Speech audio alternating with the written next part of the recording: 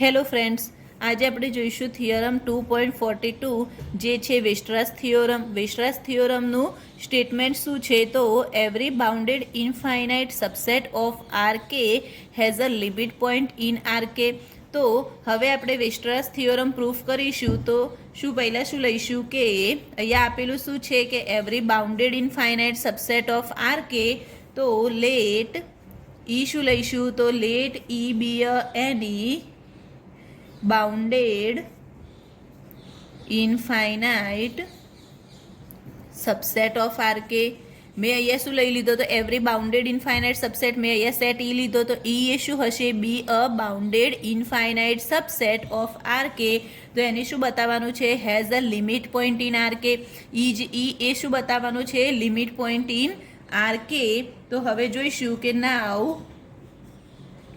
Is bounded subset of R k થશે. અહીંયા B એ bounded infinite subset of R k છે, તો બી એ bounded subset of R k થશે. તો એને કઈ રીતે લખાશે? સો ધેર એક્ઝિસ્ટ, જો બાઉન્ડેડ હશે તો આપણે આગળ બી થિયોરમમાં જોયું કે શું એક્ઝિસ્ટ થશે? કે સેલ એક્ઝિસ્ટ થશે. તો અ કે સેલ આઈ એ એક્ઝિસ્ટ થશે તો શું લખાશે? સચ ધેટ સબસેટ આઈ.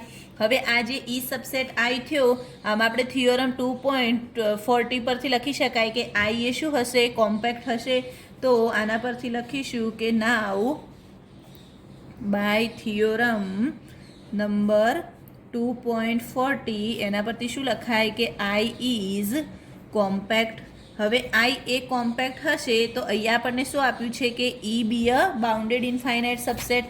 તો આપણે એ રીતે લખી શકાય અહીંયા કે નાવ is an infinite subset of a compact set I.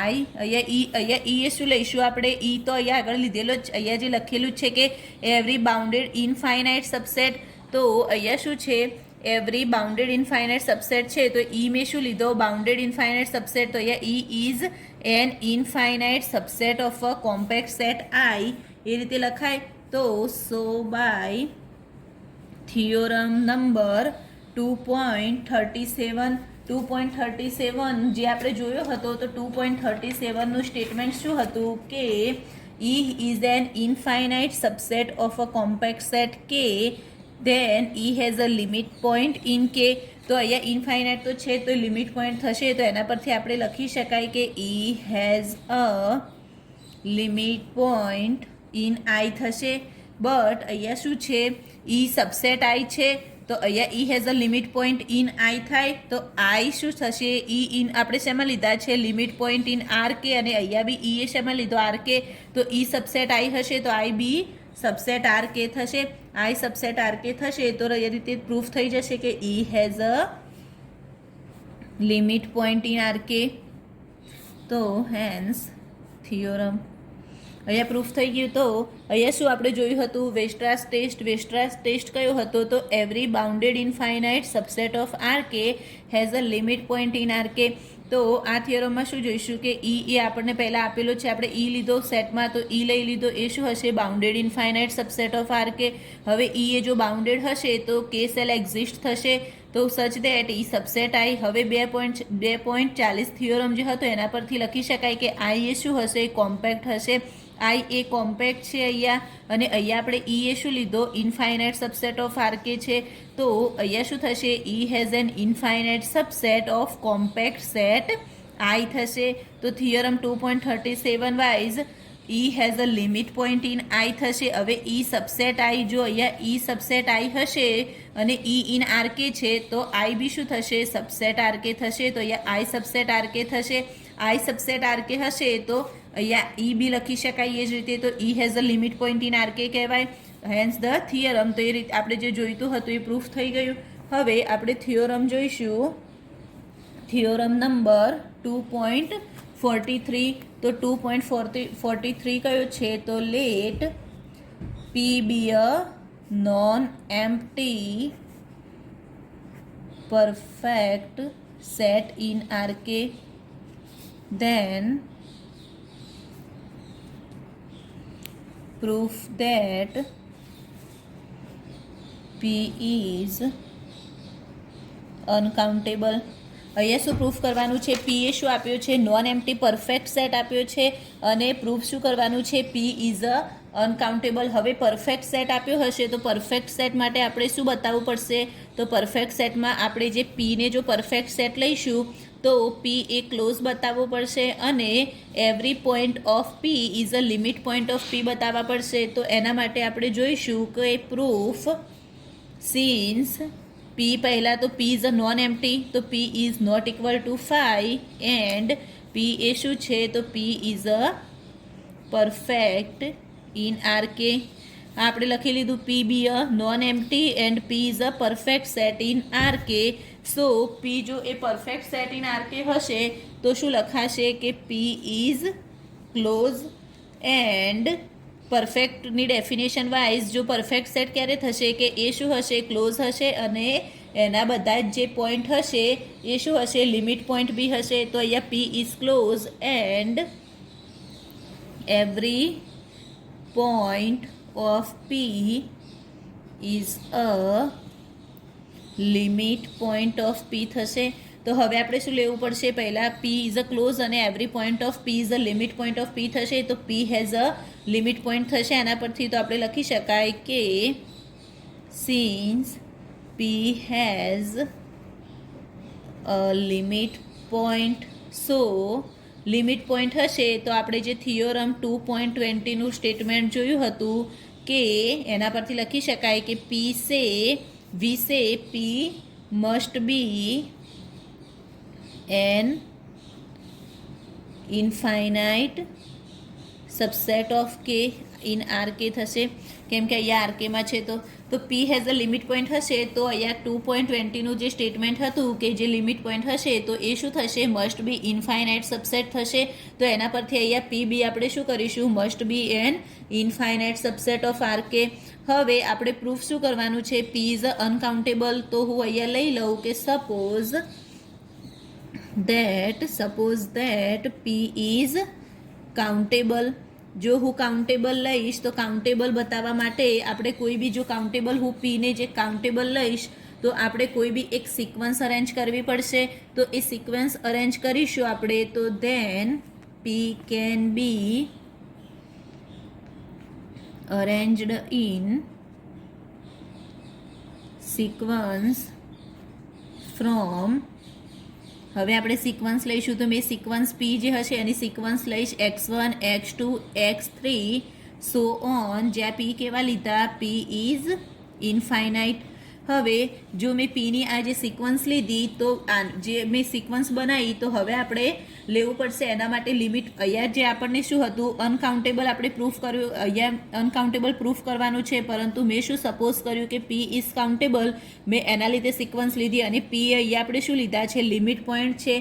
હવે પી લિમિટ પોઈન્ટ હશે તો લિમિટ પોઈન્ટ માટે પહેલાં એનું નેબરહુડ તો હશે જ. તો એ આપણે પહેલાં ડિફાઇન કરીશું કે નાવ ડિફાઇન. હું અહીંયા જે લઈશ સેટ એને શું કહી દઈશ? V n. તો વી એન એ શેને કહીશ? આ જે હું નેબરહુડ લઈશ એક્સએનનું એને કહીશ અને એ કેવું લઈશ? જે આર કેમાં લઈ લઈશ વાય. તો જે એક્સએન અને વાયનું ડિસ્ટન્સ એ કેવું થવું જોઈએ? લેસ દેન આર થવું જોઈએ. તો જ્યાં એન એ શું હશે? 1 2 3 સો ઓન. તો આના પરથી એટલું તો ક્લિયર થઈ જાય કે ધેન ઇટ ઇઝ ક્લિયર. આના પરથી એટલું તો ક્લિયર થઈ જાય કે આ જે હું વીએન લઈશ એનું પી સાથે ઇન્ટરસેક્શન કરીશ તો શું આવશે? Not equal to 5. કારણ કે અહીંયા શું છે? વીએન એ તો નેબરહુડ છે એક્સએનનું અને પી એ શું છે? લિમિટ પોઈન્ટ છે. તો લિમિટ પોઈન્ટ જ ક્યારે કહેવાશે? જ્યારે એનો એટલીસ્ટ એક પોઈન્ટ તો કન્ટેન કરતો જ હશે. તો એક 5 તો નહીં જ હોય, મીન્સ એમ્પ્ટી નહીં હોય. તો અહીંયા શું થશે? Is non empty.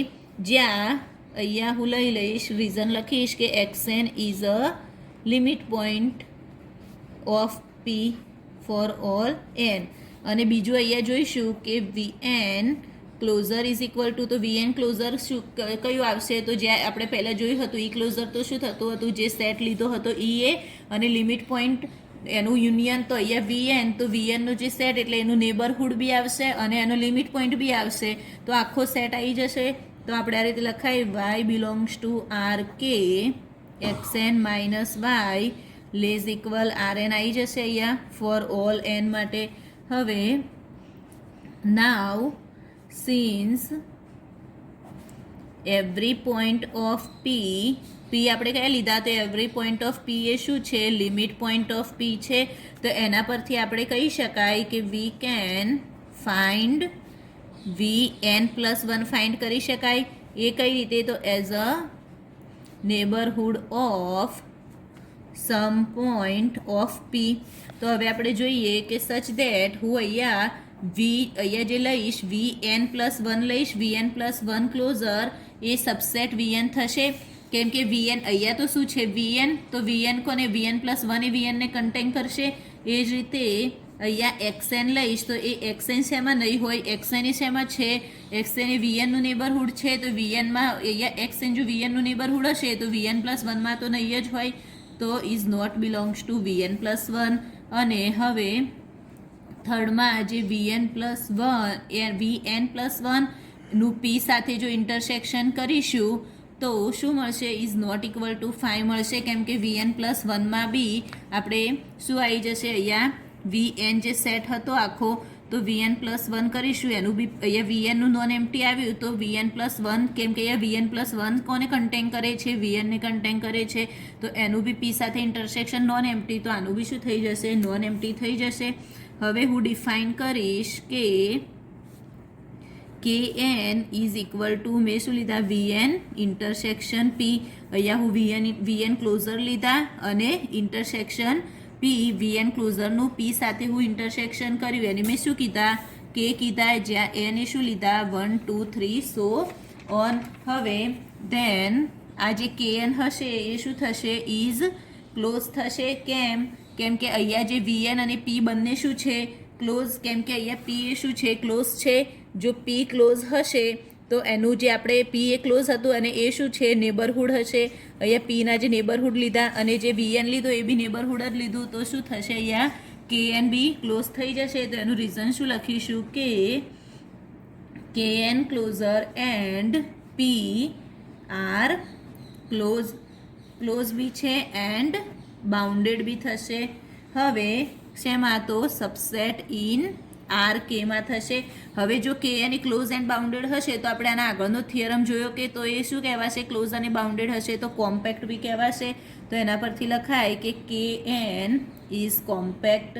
હવે કયા થિયરમ? તો થિયરમ આપણે 2.41 દેખ્યો હતો જેમાં આપણે A2B પ્રૂફ કર્યું એમાં. તો ઇન આર કે તો એના પરથી લખી શકાય કે આ જે knનું આપણે કલેક્શન મળશે n to infinite is a sequence of compact sets in RK.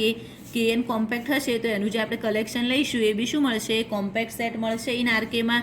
તો એના પરથી લખી શકાય કે kn સુપરસેટ kn+1 જે આપણે બાય કોરોલરી 2.36માં જોયું હતું તો એના પરથી પ્રૂફ થઈ જશે કે એનું જે ઇન્ટરસેક્શન કરીશું એ બી શું થશે? નોન એમ્પ્ટી થશે. હવે એ નોન એમ્પ્ટી થશે તો બાય 2માં આપણે લખી શકાય કે we have xn is not belongs to vn+1. હવે xn એ vn+1માં નથી તો હું અહીંયા જેમ કે x1 લઈશ તો x1 અહીંયા શેમાં નહીં હોય? v2માં. v2 ક્લોઝરમાં નહીં હોય. એ જ રીતે અહીંયા 2 લઈશ તો x2 એ 2+1 તો v3માં નહીં હોય. એ જ રીતે સો ઓન. આ રીતે આનું ઇન્ટરસેક્શન જે હું vn ઇન્ટરસેક્શન p સાથે કરીશ આ જે ઇન્ટરસેક્શન કયું લઈશ n is equal to 1 two infinity તો એ શું મળી જશે? 5 મળી જશે. કેમ કે અહીંયા x1 નથી, x2 બી નથી. એ જ રીતે vn ઇન્ટરસેક્શન p કરીશું એ બી શું મળશે?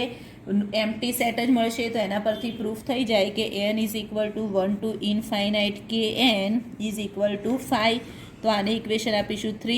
હવે 2 અને 3 પરથી તો શું થઈ ગયું? આ બંને તો કોન્ટ્રાડિક્શન થઈ ગયા કેમ કે અહીંયા નોટ ઇક્વલ ટુ 5 અને અહીંયા શું આવી ગયું? 5. તો આપણે જે અઝમ્પશન હતું આપણે શું અઝમ્પશન લીધું કે p ઇઝ કાઉન્ટેબલ. તો આ શું થઈ જશે? રોંગ થઈ જશે. તો એના પરથી પ્રૂફ થઈ જાય કે p is a countable set. અહીંયા p ઇઝ અ સોરી, અહીંયા આપણે શું લીધું હતું? પી ઇઝ અ કાઉન્ટેબલ. જે આપણું અઝમ્પશન હતું એ શું થઈ ગયું? રોંગ થઈ ગયું. તો એના પરથી આપણે જો પ્રૂફ કરવાનું હતું પી ઇઝ અ અનકાઉન્ટેબલ.